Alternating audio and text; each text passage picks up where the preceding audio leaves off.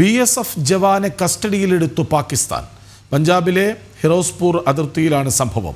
ഡ്യൂട്ടിയിലിരിക്കെ അബദ്ധത്തിൽ അന്താരാഷ്ട്ര അതിർത്തി കടന്നതിനാണ് നടപടി. വിവരങ്ങളുമായി ഗൗതം അനന്തനാരായണനൊപ്പം ചേർന്ന്. ഗൗതം, പറയൂ.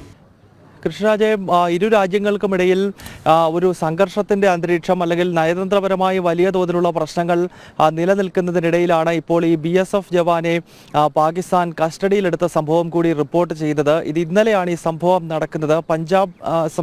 പഞ്ചാബിലെ ഫിറോസ്പൂർ സെക്ടറിൽ അബദ്ധവശാൽ ഇദ്ദേഹം ഈ PK സിംഗ് എന്ന BSFന്റെ ജവാൻ അബദ്ധവശാൽ പാകിസ്ഥാൻ മേഖലയിലേക്ക് നടന്നു കയറുകയും ഈ ഘട്ടത്തിൽ പാക് റേഞ്ചേഴ്സ് ഇദ്ദേഹത്തെ കസ്റ്റഡിയിലെടുക്കുകയുമായിരുന്നു.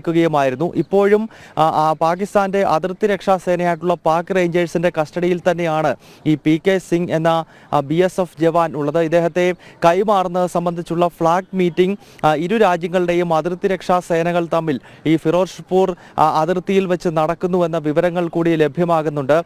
നമുക്കറിയാം, നിലവിൽ ഈ പഹൽഗാം ഭീകരാക്രമണത്തിന്റെ പശ്ചാത്തലത്തിൽ ഇന്ത്യക്കും പാകിസ്ഥാനുമിടയിൽ വലിയ പിരിമുറുക്കം നിലനിൽക്കുന്ന ഒരു ഘട്ടമാണ്. ഇന്നിപ്പോൾ അല്പസമയം മുമ്പാണ് രാഷ്ട്രപതിയെ കണ്ട് കേന്ദ്ര ആഭ്യന്തരമന്ത്രി അമിത്ഷായും വിദേശകാര്യമന്ത്രി ഡോക്ടർ എസ് ജയശങ്കറും സാഹചര്യങ്ങൾ കൃത്യമായി വിവരിച്ചത്. മാത്രമല്ല, ഇന്നലെ വൈകുന്നേരം ഡൽഹിയിൽ ചേർന്ന കേന്ദ്ര മന്ത്രിസഭയുടെ സുരക്ഷാകാര്യ സമിതി അത് കടുത്ത തീരുമാനങ്ങൾ കൈക്കൊണ്ടു. ഏതാണ്ട് 64 വർഷക്കാലമായി ഇരു രാജ്യങ്ങൾക്കും ഇടയിലുള്ള നദീജല കരാറുകൾ മരവിപ്പിക്കുന്നത് ഉൾപ്പെടെ നേരത്തെ യുദ്ധം നടക്കുന്ന ഘട്ടത്തിൽ പോലും, കാർഗിൽ യുദ്ധമൊക്കെ നടക്കുന്ന ഘട്ടത്തിൽ പോലും എടുത്തിട്ടില്ലാത്ത കടുത്ത തീരുമാനങ്ങൾ ഭാരതം എടുക്കുന്ന ഈ ഒരു ഘട്ടത്തിൽ ആണ് ഇപ്പോൾ BSFന്റെ ഒരു ജവാൻ അബദ്ധവശാൽ അതിർത്തി കടന്ന് പാകിസ്ഥാൻ റേഞ്ചേഴ്സിന്റെ കസ്റ്റഡിയിലേക്ക് എത്തിയിരിക്കുന്നത്. എന്തായാലും ഇദ്ദേഹത്തെ എത്രയും പെട്ടെന്ന് തിരികെ നൽകണമെന്ന് സംബന്ധിച്ചുള്ള ചർച്ചകൾ ഇരു രാജ്യങ്ങളുടെയും അതിർത്തി രക്ഷാ സേനകൾക്കിടയിൽ നടക്കുകയാണ്.